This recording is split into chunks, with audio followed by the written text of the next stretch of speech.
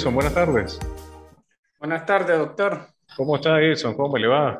¿Me Bien, escuchas? sí, Ah, correcto. fuerte y claro. ¿Cómo van las actividades, Edison? Bien, gracias a Dios, ahí vamos Poco a poco. trabajando. Ya estamos, Sí, ayer cerró la actividad de módulo 2. Ya creo que el 23 de octubre comienza el tercer módulo y ya nos quedaría el examen para terminar ya las actividades programadas para esta materia de derechos humanos. ajá. Bueno, Edison, vamos a comenzar clase. Vamos a hablar un poquito hoy sobre el derecho internacional humanitario. Sé que usted ya a esta altura ha revisado esta documentación.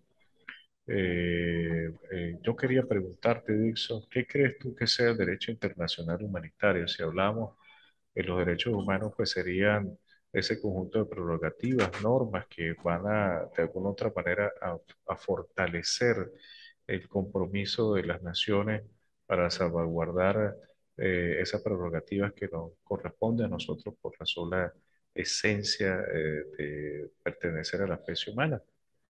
Entonces, ¿qué será el derecho internacional humanitario? ¿Cómo se concibe el derecho internacional humanitario, eso? Bueno, el derecho internacional humanitario va directamente, bueno, como su palabra lo dice, internacional. Va en base a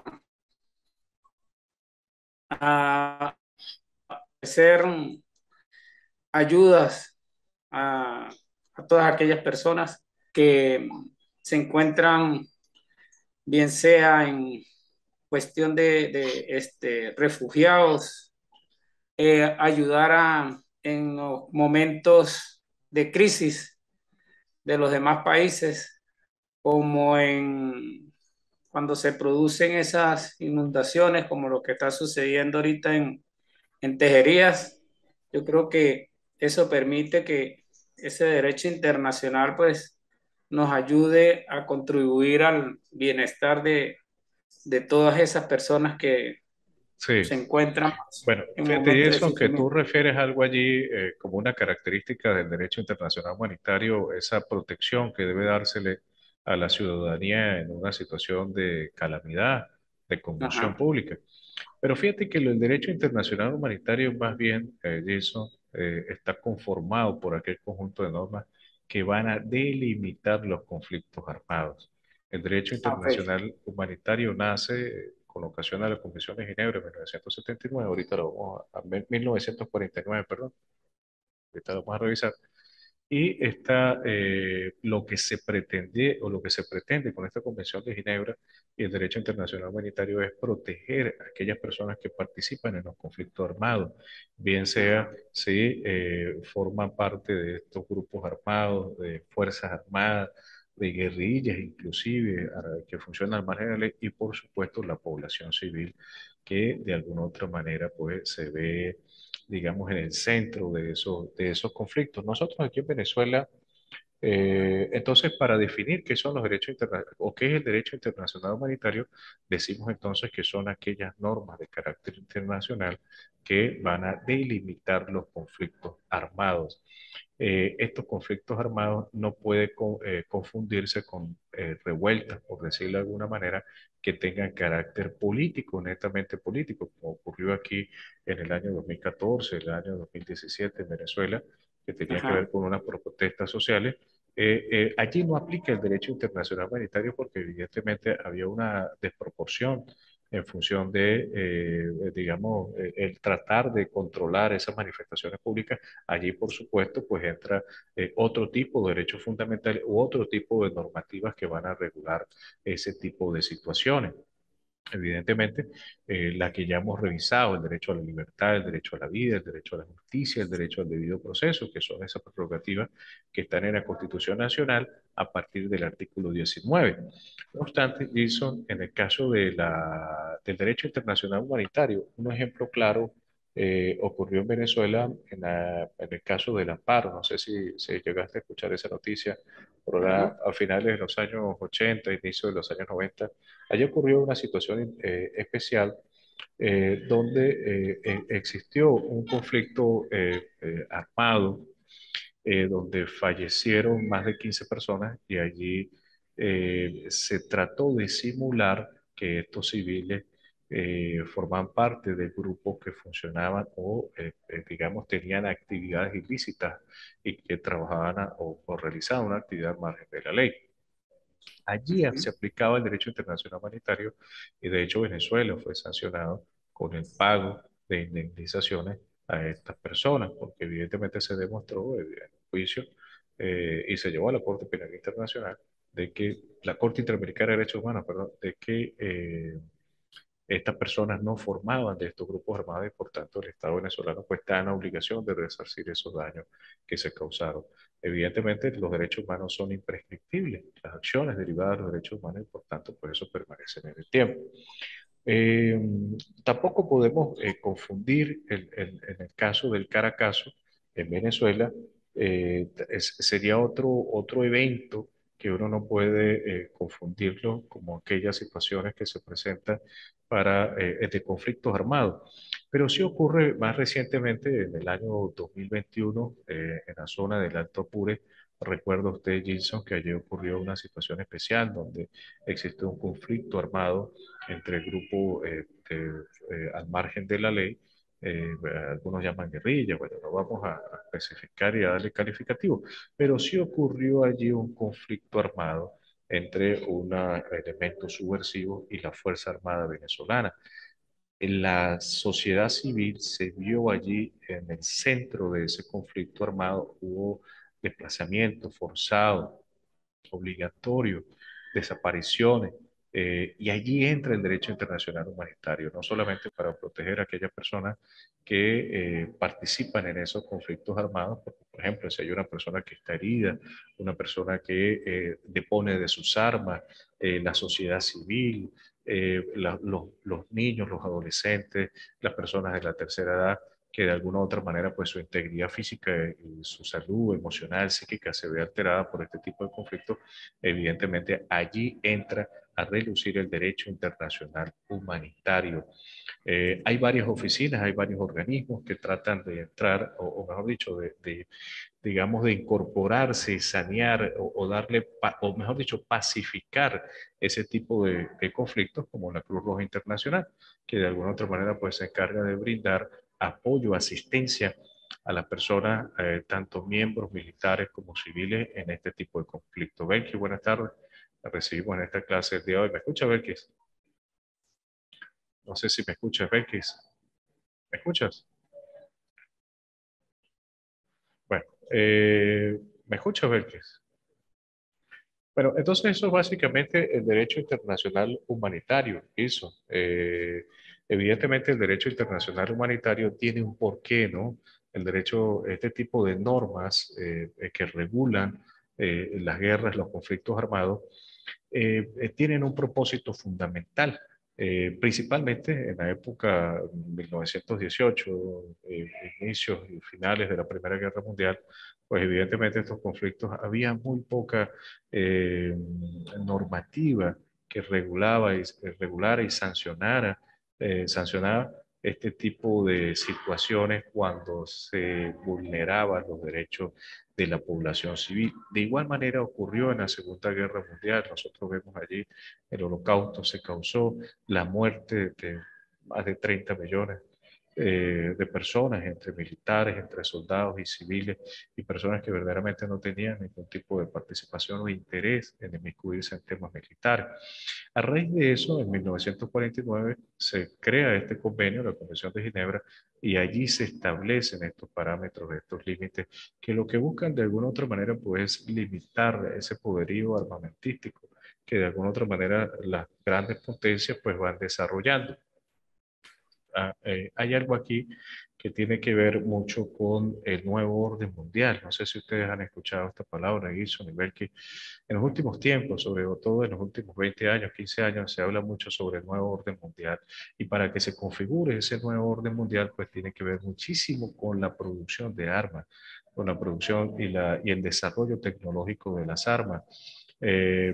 Muchos de los países que se consideran como potencia a nivel mundial, pues son aquellos que consolidaron o consolidan la producción de armas y por supuesto la tecnología que se utiliza para el desarrollo de estos nuevos instrumentos armamentísticos que lo que busca principalmente es producir o generar un efecto persuasivo o disuasorio, más, sí, persuadir en su oponente para que desista de cualquier conflicto armamentístico. Allí es donde entra el derecho internacional humanitario. Se han creado ciertos acuerdos, ciertos convenios relacionados con la búsqueda de la paz, con que no haya esa proliferación de armas nucleares, sobre todo nosotros vemos, por ejemplo, en Corea del Norte constantemente se están haciendo pruebas de misiles de largo alcance y esto pues lo que busca es generar en los países de Occidente y de Europa pues esa sensación de que de alguna otra manera cualquiera que vaya ya a la frontera de Corea del Norte pues va a resultar o existe una amenaza pues inminente, un riesgo inminente allí de un conflicto armado de gran escala. Entonces, el derecho internacional humanitario, cuando se crea o existe o se forma luego la Segunda Guerra Mundial, lo que pretende es regular esos conflictos armados. Nosotros recordamos en el caso de la Guerra Fría entre la ex Unión Soviética y Estados Unidos, allí realmente lo que ocurría era quién se preparaba mejor desde el punto de vista armamentístico, desde el punto de vista bélico. Pero nunca existió un conflicto armado directo, por decirlo de alguna manera, pero sí existió ciertas, digamos, posicionamientos de intereses políticos y militares en cada región. La ex Unión Soviética en la parte oriental, la parte norte de Europa, y en el caso de Estados Unidos en la parte de Latinoamérica y todo lo que tiene que ver del Caribe. Entonces era una manera de protegerse, de salvaguardar sus propios intereses. Por eso ahorita hablamos nosotros de un nuevo orden mundial. Y ese nuevo orden mundial, muchachos, principalmente tiene que ver, o netamente, digamos, la punta de ese iceberg es con el tema armamentístico, por supuesto, el tema económico, tema científico, tema biológico, inclusive. Nosotros hemos leído muchísimo, sobre todo lo que hemos pasado, este tema de la pandemia, cómo se han planteado ciertas teorías que han dicho de que esta enfermedad ha sido creada por laboratorios, toda una serie de situaciones allí, pero lo que más resalta allí es el factor económico. Yo creo que el factor económico con el tema de la pandemia es el que más auge en el caso de las empresas de los laboratorios. Aquellas empresas que producen medicina, había una competencia que era muy evidente de quién lograba o lograra conseguir esa sustancia, ese medicamento que de alguna otra manera pues sirviera para esta pandemia que estamos pasando. Entonces, ese nuevo orden mundial, de alguna u otra manera, pues para nosotros, los países en vía de desarrollo, por supuesto que tiene una gran influencia. Recordemos que nosotros simplemente lo que producimos, bueno, no digo simplemente, sino que la actividad principal de nosotros es producir materia prima, que luego se nos regresa, se nos vende ya en productos elaborados, empaquetados y nos cuesta 3, 4 veces más de lo que nosotros vendemos. Profe. ¿Cómo es eso? No, no, Ah, te escucho. ¿Querías comentar algo? no, todavía, profe.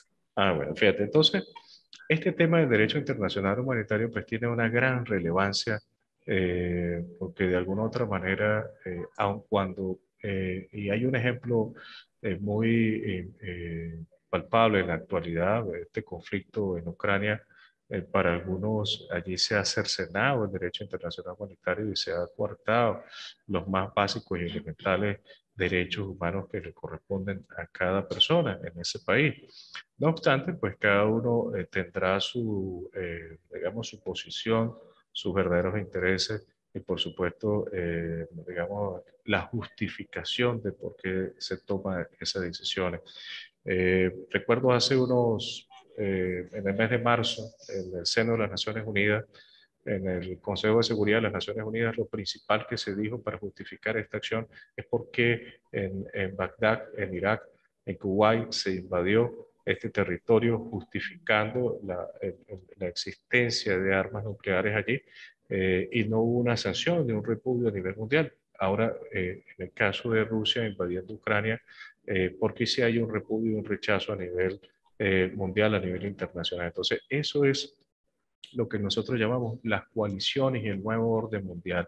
Evidentemente, cada país forma sus alianzas, sus amigos, por decirlo de alguna manera, y en el momento de esas reuniones es natural que cada uno pues tenga su manera de justificar.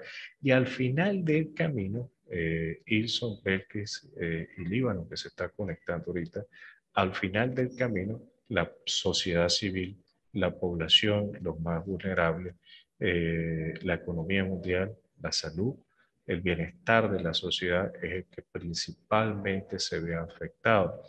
Sin embargo, si no ocurren estos conflictos armados, si no hay las nuevas tecnologías, los avances desde el punto de vista armamentístico, pues evidentemente es difícil que haya una pacificación, que haya una paz a nivel mundial.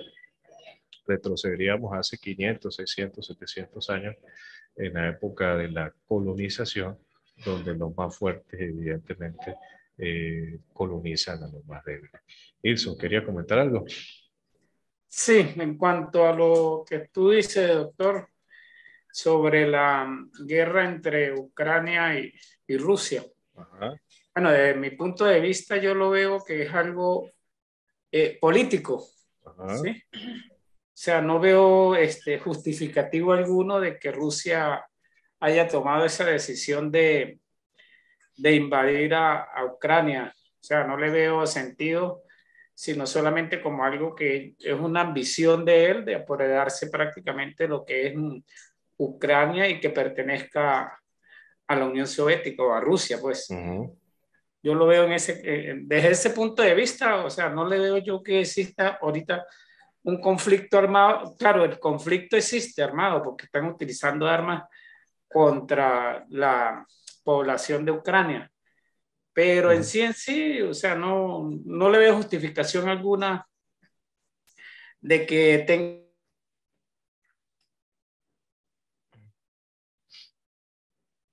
No te escucho, Ilson. ¿Aló? Creo que se cayó aquí. Ujú.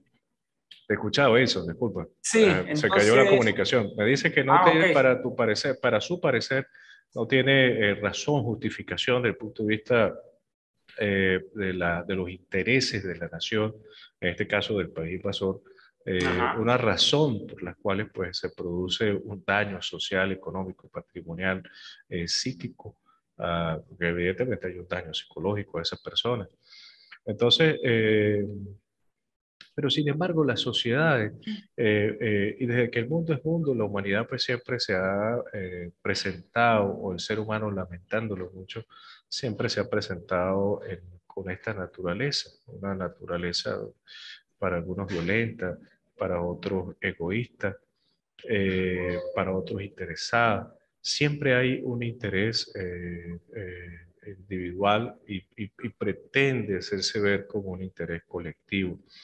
Sin embargo, bueno, habría que estudiar este tema un poco más a profundidad para conocer las razones ideológicas en esas fronteras, en esas latitudes por las cuales se llevó a la toma de esa decisión. Nosotros aquí, en el lado que nos corresponde a nosotros, vemos cómo a diario se crean grupos armados que funcionan al margen de la ley. Existe como una especie de simbiosis entre lo legal y lo ilegal. Y nosotros que vivimos aquí en la zona de frontera, sabemos que allá hay grupos que funcionan al margen de la ley y que, digamos, su actividad principal que genera sus fuentes lucrativas, pues tiene que ver principalmente con la extorsión, contrabando y narcotráfico. Cuando se crean esos grupos armados, existe cierta complacencia por parte de los órganos de seguridad y es allí donde algunos teóricos han llamado que existe lo que llaman teoría de la anomia. Anomia. No sé si alguna oportunidad tuvimos, o si en algún momento tuvimos oportunidad de conversar este tema, con lo que es la anomia, es decir, con la existencia de la norma o aquellos lugares donde no existen normas y se crea un caos. Anomia es sinónimo de caos. Y nosotros en la frontera, nosotros vemos que esa situación existe allí. Hay unas leyes especiales de seguridad y defensa de la nación, una ley especial del tema de contrabando, pero sin embargo nosotros vemos, por ejemplo, que se vende el combustible de una manera muy ligera, por decirlo de alguna manera. Entonces, pues verdaderamente allí nos encontramos con ese desorden social y es a la vista resalta que evidentemente pues hay una complacencia por parte de los órganos de seguridad y esa complacencia pues denota en intereses económicos, intereses de muchas razones. Entonces pues verdaderamente y apartándonos un poquito del tema de que es del derecho internacional humanitario que no aplica en esta situación, pero sí lo traemos a colación porque fíjate lo que dice Ilson, nosotros, o para usted eso no concibe razón por las cuales ocurre esta invasión a este país, a Ucrania, y ahí debería entrar el derecho internacional humanitario, debe estar presente allí, debe sancionarse si no existe razón y justificación. Si usted no ha sido agredido, pues evidentemente su reacción la reacción debe ser proporcional a la agresión. Si su reacción es desproporcional a la agresión, evidentemente pues allí hay abusos y esos abusos se traducen en una violación flagrante de los derechos humanos de las personas que viven en esa sociedad. Y el derecho internacional humanitario está allí para recabar toda esa información a través de los organismos internacionales y establecer los medios necesarios para recuperar esa sociedad y, por supuesto, establecer las sanciones desde el punto de vista corporal y desde el punto de vista patrimonial. Cuando me refiero a corporal, me refiero a aquellas personas que de alguna u otra manera tengan responsabilidad de carácter penal internacional, ser llevados ante una Corte Penal Internacional, juzgados por crímenes de guerra y que esto devenga, por supuesto, las sanciones que correspondan. Siempre tengamos presente que los derechos humanos son imprescriptibles. En los 198 países que suscribieron la Declaración Universal de los Derechos Humanos se reconoce allí que estos tipos de prerrogativas no prescriben con el transcurso del tiempo y lo veíamos nosotros en las características de los derechos humanos en las clases anteriores, decíamos que aparte de ser indivisible, otra de las características era el que son imprescriptibles.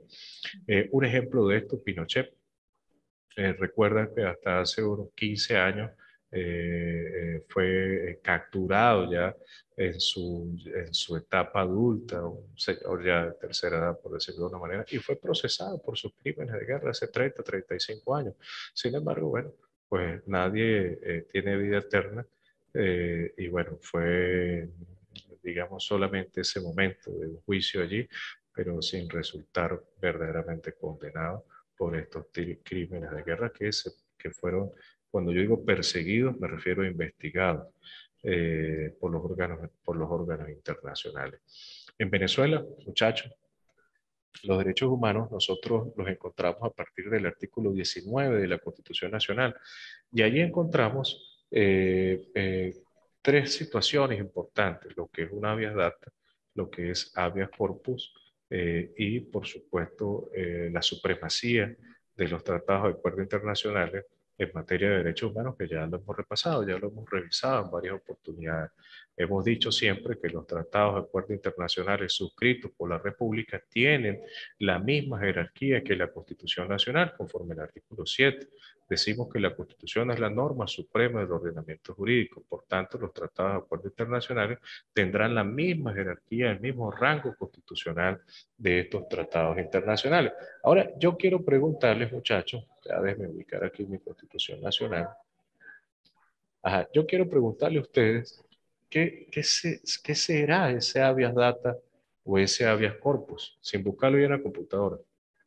¿Qué será para ustedes ese habeas data o ese habeas corpus? Si en algún momento lo han escuchado, si en alguna clase lo han comentado o en su trabajo, dependiendo de dónde trabaja. Les escucho. Pero no Creo todo. que la Vías Ajá, Data, ajá. buenas tardes. Buenas tardes. Buenas Yo tardes iba a para decir, todos. yo le iba a decir, pero uno a la vez porque me aturde. Creo Ah, que habeas data es como que el derecho que se tiene a sus propios datos, ojo. Sí, ajá, a su, a la ajá, identidad tiene que a ver la identidad, dónde ajá. reposan su información, sus datos. Todos tenemos derecho a conocer del por qué nuestro nombre es utilizado en una documentación, por qué nuestro nombre reposa en un expediente, por qué nuestro nombre o por qué no tenemos identidad, por qué nuestra cédula, por qué nuestra partida de nacimiento. Y no solamente la nuestra, sino la de nuestros descendientes, aquellas personas que nos Ujú. dieron vida, nuestros abuelos, nuestros padres. Eso es un derecho fundamental. Y ese derecho fundamental lo encontramos en el artículo 28 de la Constitución Nacional. Con el Ujú. permiso de ustedes, yo voy a leer lo que dice: toda persona tiene derecho a acceder a la información y a los datos que sobre sí misma o sobre sus bienes consten en registros oficiales o privados. Por eso, estos tipos de documentación, sobre todo en los registros de notarías, tiene un porqué. Mucho más allá de este derecho fundamental, tiene que ver con el tránsito jurídico que ocurre en las oficinas de registros y de notaría. Nosotros sabemos que por ley estos documentos son públicos, pero esa publicidad registral, así se llama ese principio de publicidad registral, tiene una función de darle a conocer al usuario, a nosotros, a los usuarios, ya que nos dicen que nos quedan 10 minutos. Pero para decirle rapidito, es para que usted conozca cuál es la situación jurídica de ese inmueble que usted quiere comprar o vender, porque puede ser que tenga una provisión de enajenar o alguna situación allí. Entonces, esos tipos de documentos son públicos, igual de los bienes muebles cuando hablamos de un vehículo, cuando se llevan a la notaría. Allí esos documentos son necesarios que sean públicos. Nosotros en Venezuela estamos rezagados, bueno, y gran parte de los países de Latinoamérica. Perú tiene está en la vanguardia con el tema de los registros de notaría, porque a diferencia de nosotros en Venezuela, usted coloca los datos allí y aparece de manera automatizada, de manera tecnológica con su computador, aparece allí el documento y usted puede verificarlo sin necesidad de trasladarse al sitio de origen de ese documento. Imagínese, no sé, un documento Seboruco, pueblos aquí de la zona, usted tiene una partida de nacimiento, usted tiene que ir hasta allá, hasta esa zona, o a Santa Elena de Guairén, ir allá hasta esa zona para poder conseguir una copia certificada. Y adicionalmente, muchachos, Ilson, nos encontramos con que en la mayoría de los casos, el funcionario siempre coloca cierta, digamos, traba. Imagínate una partida de nacimiento que usted necesita y esté aquí en San Cristóbal y está sentado en Santa Elena, en Guairé, y usted tiene una enfermedad y no puede pararse de su cama, no puede viajar, y envía a su hermano, a su esposa, a su tío. ¿Quién envía usted?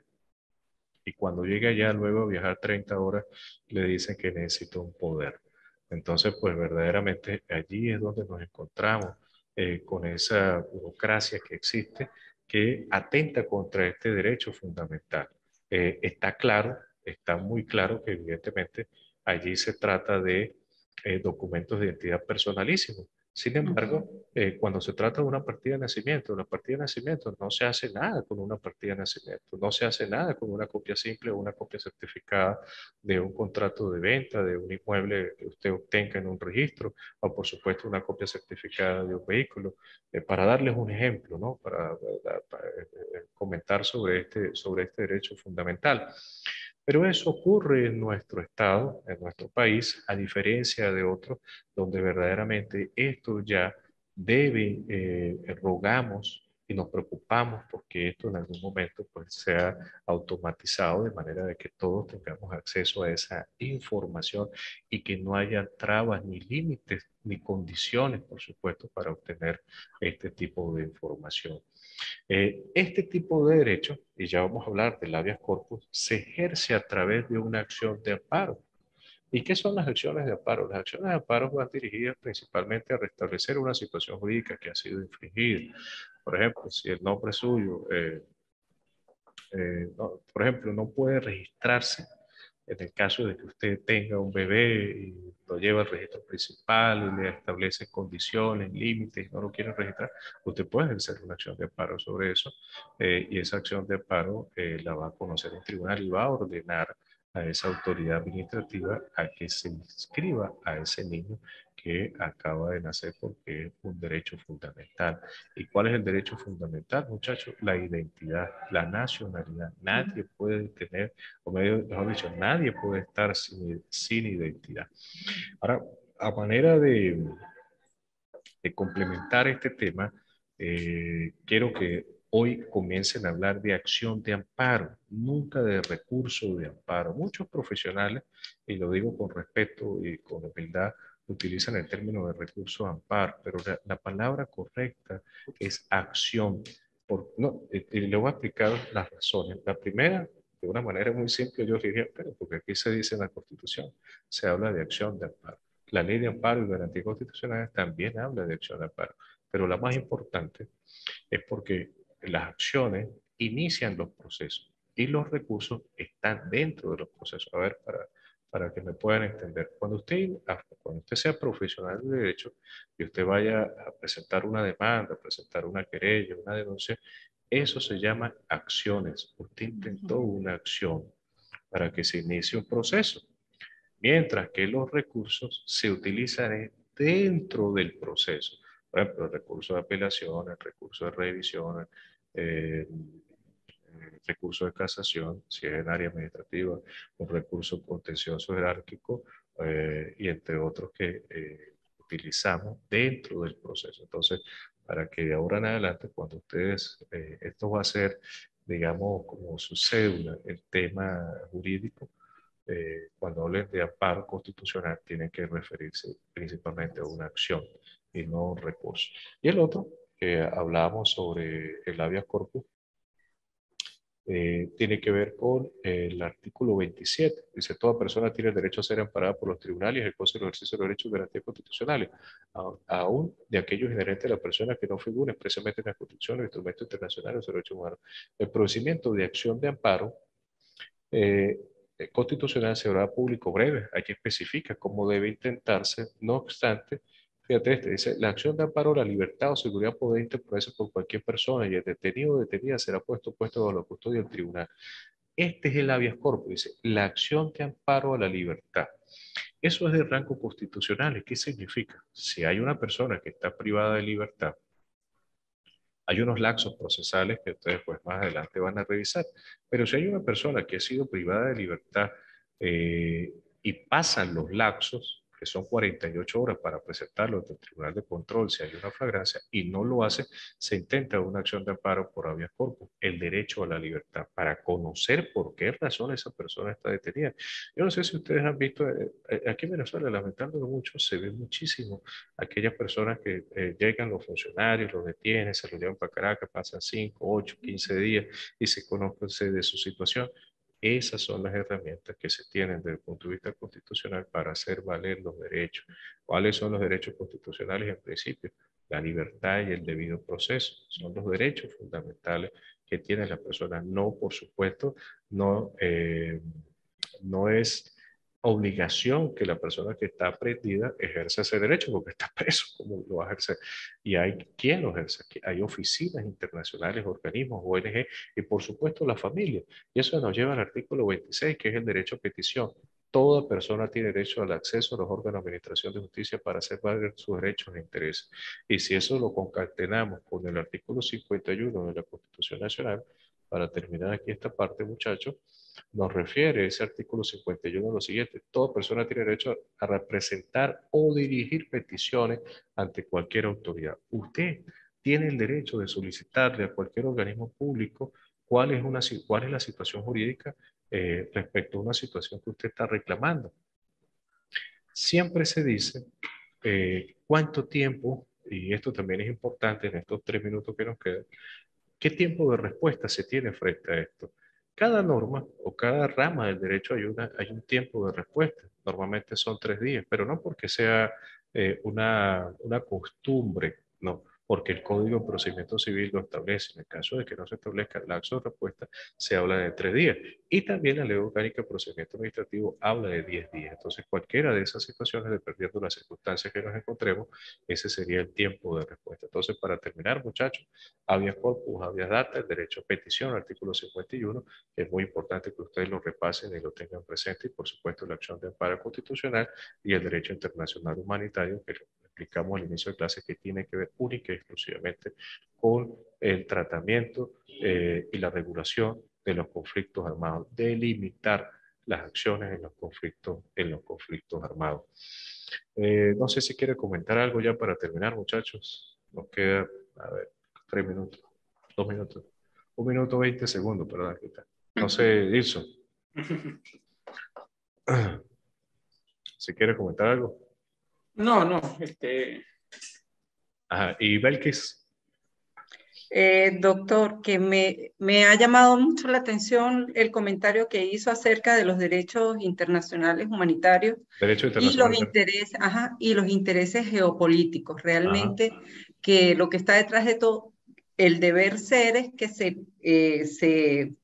se apliquen o se defiendan esos derechos, pero que los intereses geopolíticos a veces lo que forman son coaliciones donde en unos casos aplican esos derechos y en otros casos no. Muy Entonces, bien. de verdad que llama mucho la reflexión eso, ¿no? Sí, lo que pasa es que para que una de las características de las normas coercitivas es la fuerza en el cumplimiento, en hacerla obligatoria.